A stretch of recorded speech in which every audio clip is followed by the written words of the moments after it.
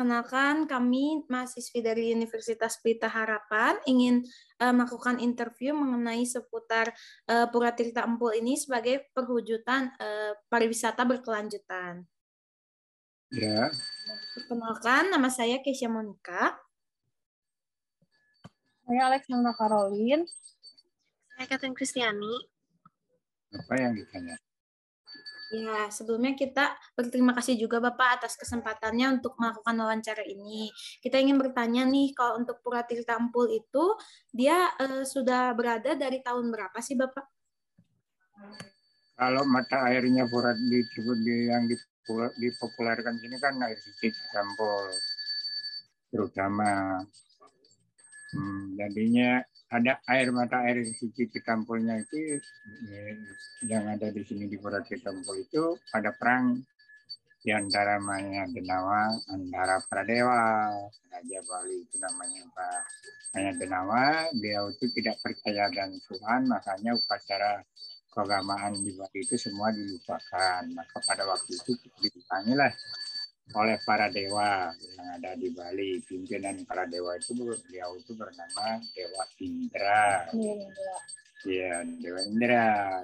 Kalau tahunnya itu kalau tidak salah ya tahun 226. Ya, pada waktu itu ya, perangnya. Dan sampai di sini karena Maya Denawa itu membuat racun untuk meracuni prajurit para dewa itu, jadinya prajurit Dewa Indra itu banyak yang meninggal. Karena meninggal prajuritnya itu, makanya Dewa Indra turunlah di sini, di pinggir sungai sini, jadinya memancangkan ulu-ulu ke bawah tanah, lalu keluarlah air suci yang bernama Tirta Kamenalu. Kalau sekarang itu dinamakan Pura Tirta Empul. Itu sumber mata airnya.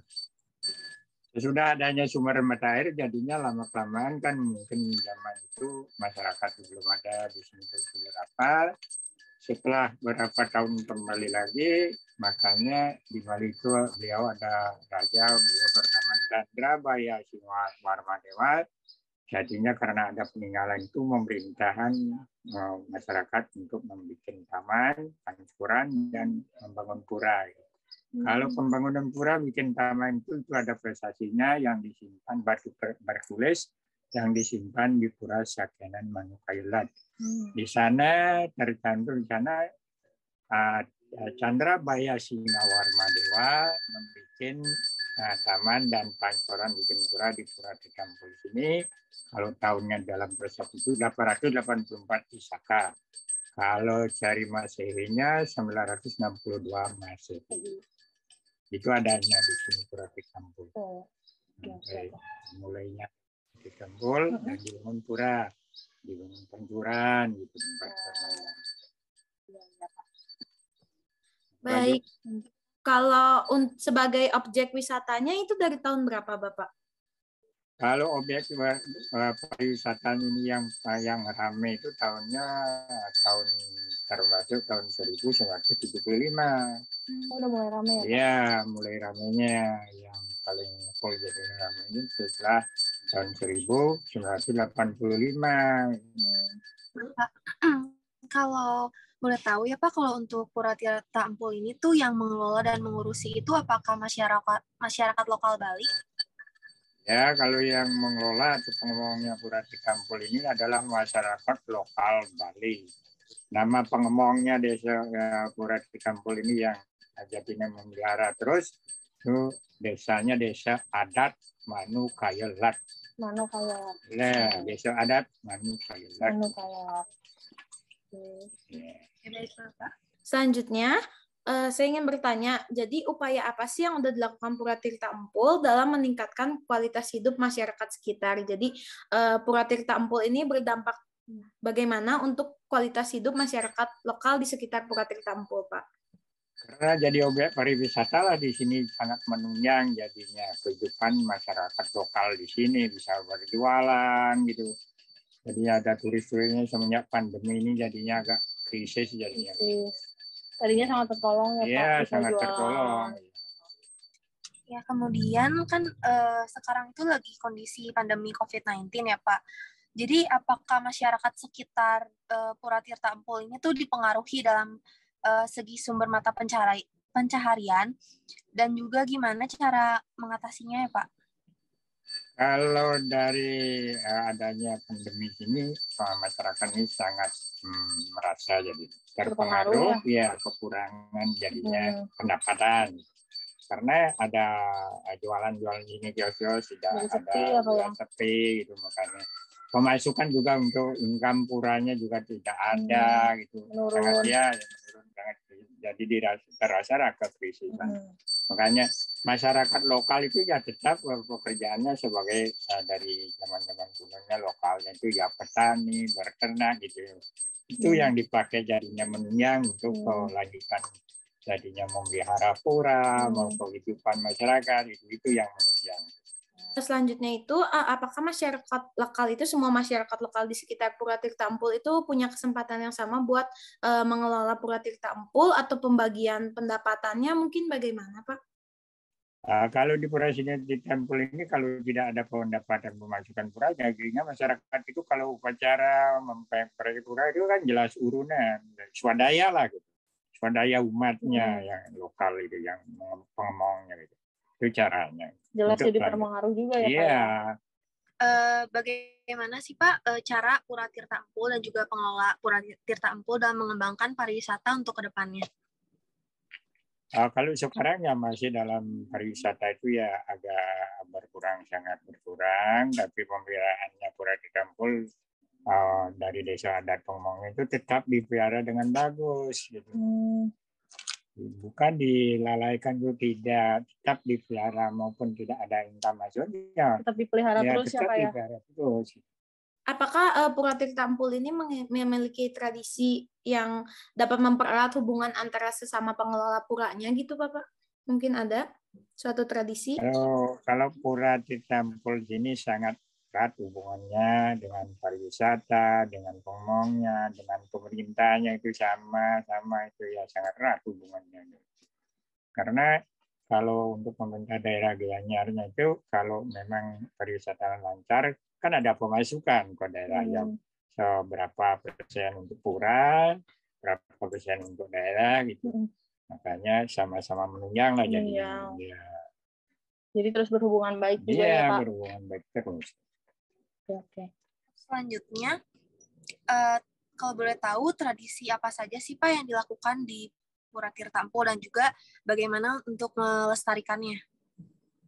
Kalau melestarikan pura itu jadinya pembangunan harus kita pelihara dengan baik supaya tetap jadi utuh. Gitu. Kalau dalam upacaranya itu juga oleh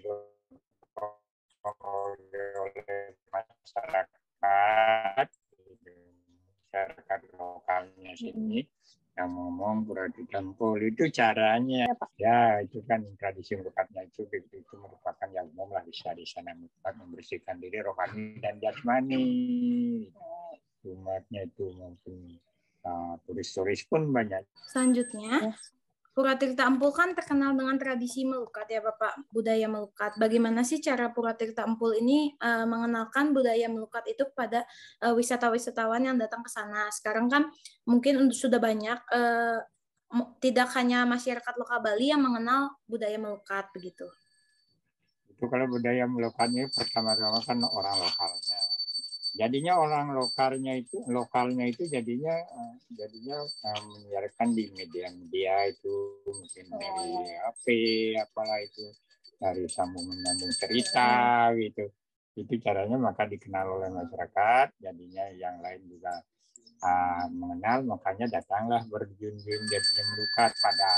Kalau bagi orang lokalnya gitu, kalau melukat itu mencari hari-hari yang tertentu, purnama atau film Kajang Keon itu ramai dah gitu ya. Kalau sehari-harinya itu ada saja. Kemudian Pak, kalau boleh tahu apa saja upaya yang dilakukan oleh pengelola Pura Tirta Empul ya dalam mempertahankan dan meningkatkan kualitas pariwisata khususnya di Pura Tirta Empul ini sebagai tempat wisata?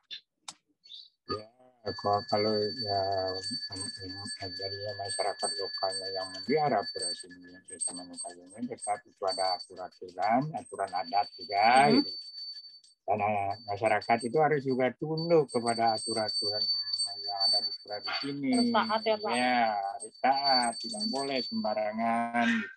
Karena itu menjaga kelestarian kesucian pura maupun hajat Bali. Itulah Hajat yang. Bali. Ya. Baik, selanjutnya, bagaimana cara Pura Tirta Empul dalam menjaga kelestarian tanaman dan mungkin hewan yang ada di sekitar Pura Tirta Empul, Pak? Kalau ikan-ikan itu memang dipelihara kan biasa aja. Kalau tanam-tanaman kita harus dilestarikan yang tanaman yang penting pada waktu dipakai upacara dipakai upacara ya, Pak. Iya. Itu yang perlu juga daya tetap dipelihara ya. Gitu.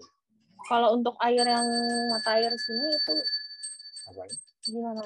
Itulah kalau mata airnya itu kan tetap dilestarikan, terus disucikan, itu ada aturan-aturannya. Siapa yang bisa membersihkan? Hanya ada orang-orang tertentu ya, Pak? Ya, tertentu kalau yang bisa membersihkan karena di dalam taman itu kan cuma pemangkunya aja, lain pemangku tidak boleh. Biasanya cara membersihkannya gimana, Pak? Oh, itu kan kalau mata air di samping mata airnya itu kan tetap ada lumutnya, gitu ya. Ada pakis-pakisnya itu kan rumput-rumput gitu di pinggirnya itu harus dibersihkan. Untuk pertanyaan yang terakhir itu ya Pak, bagaimana sih upaya masyarakat lokal sekitar Pura Tirta Empul dalam menjaga dan mempertahankan kebersihan dan juga kenyamanan lingkungan di Pura Tirta Empul? Ya, kalau pertahanan kebersihan ini kan ada adanya giliran masyarakat yang ngomong Pura Tirta ini tetap ada giliran, ada berjaga untuk membersihkan rumput maupun menyapu gitu tiap hari ada giliran. Dan malamnya tetap juga ada penjaganya, sapam, calang namanya kalau dia. Itu tetap menjaga karena 24 jam ini terus dijaga terus gitu. Dan pernah lengah. Kalau untuk ini Pak yang tempat sampahnya kan dibagi tuh. Ya, tempat sampahnya kalau sudah penuh kan bawah sana ada penimbunan di sana di luar pura. Oh, di luar pura ada penimbangannya. Jauh dari pura ini ada penimbangannya. Gitu. Kalau sudah jadi pupuk ya pakai pupuk tanaman. Oh, untuk pupuk tanaman. Jadi didaur ulang terus ya Pak? Iya. Sudah semua Bapak untuk pertanyaannya. Terima kasih atas kesempatannya mau melakukan wawancara sama kami. Semoga Bapak sehat terus. Sukses terus Pak. Terima kasih. Ya, terima kasih. Terima kasih, Kami juga mengaturkan terima kasih.